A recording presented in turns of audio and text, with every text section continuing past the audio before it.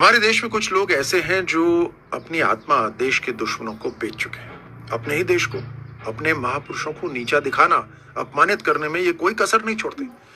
ये दीमक है जो आपकी चौखट खोखली करने में लगे हैं। लेकिन अब देश जाग चुका है और हम और बर्दाश्त नहीं करेंगे। ये इंडिया अलायंस और सपा के नेता तुष्टीकरण की राजनीति के लिए सनातन धर्म, महापुरुषों और शौरवीरों का अपमान करते आए हैं। 1990 में कार सेवकों पे गोली चलाने का आदेश देना हो या सेना के शौर्य पे शक करना हो, यही इनका कुचरित्र रहता है। सदन में खड़े होकर वीर योद्धाओं को गद्दार कहना सिर्फ एक बयान नहीं है, बल्कि राष्ट्र के सम्मान पर हमला है।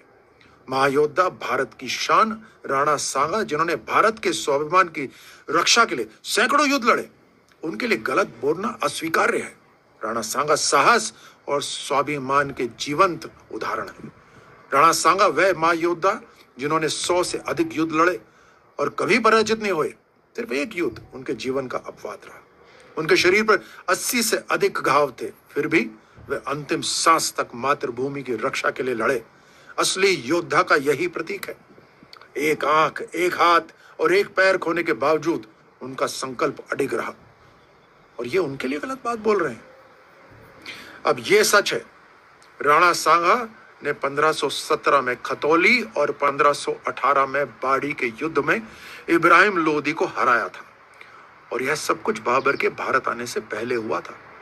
राणा सांगा ने न सिर्फ सुल्तानों को धूल चटाई, बल्कि इन्हीं राणा सांगा ने 16 फरवरी 1527 को बयाना में बाबर की सेना को भी धूल चटाई।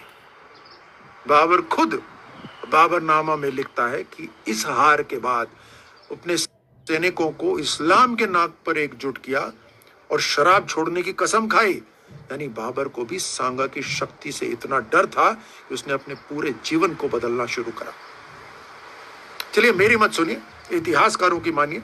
इतिहास गवाह है कि इब्राहिम लोदी को हराने के लिए राणा सांगा ने बाबर को नहीं बुलाया। सच्चाई यह है कि लोधी की कमजोरी का फायदा उठाने के लिए पंजाब के गवर्नर दौलत खां और लोधी के ही चाचा आलम खां ने बाबर को भारत पर आक्रमण के लिए बुलाया था। राणा सांगा भारत के वीर योद्धा है, हमारी प्रेरणा है। अपने जीवन पर खेलकर भारत की संस्कृति, परंपरा और अस्तित्व की रक्षा की। और हमें गर्व है कि हम भारत भूमि में, अपनी मातृभूमि में जन्मे हैं और अपना जीवन अपनी मातृभूमि को समर्पित करने का हमें सौभाग्य प्राप्त हुआ है। भारत का इतिहास राणा सांगा वीरों के शौर्य से लिखा गया है। जो वीर अपने रक्त की आखिरी बूंद तक भारत भूमि की रक्षा के लिए लड़ता है, उसे गद्दार नहीं, राष्ट्र नायक कहा जाता है। मेरे साथियों, शेर दिल हिंदुस्तानियों, जरूरत पड़ने पर हमारी तीसरी आंख खुलनी चाहिए। हमारा देश और सनातन धर्म शांति प्रिय है। ये मेरा संदेश हर देशभक्त को भेजेगा। भारत माता की जय। जय हिंद।